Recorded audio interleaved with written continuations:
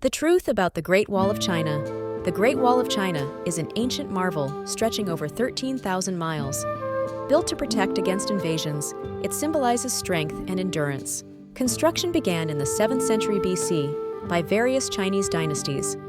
The most well-known sections were built by the Ming Dynasty. The wall is made from a variety of materials, including earth, wood, bricks, and stones. Each region contributed its local resources. Contrary to popular belief, the wall is not a single continuous structure.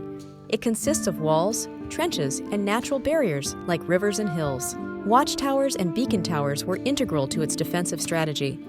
Soldiers used these to spot enemies and communicate over vast distances. Laborers who built the wall included soldiers, peasants, and prisoners.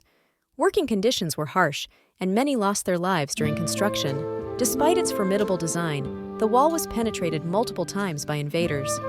It was more of a psychological barrier than an impenetrable fortress.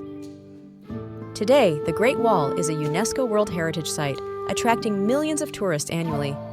Its sheer size and historical significance captivate visitors. Myths and legends surround the wall. One famous tale is that of Meng Jiangnu, whose tears caused a section to collapse, revealing her husband's body. Restoration efforts are ongoing to preserve the wall. Erosion and human damage pose significant challenges to maintaining this ancient wonder. The Great Wall is visible from space, although this claim is largely exaggerated.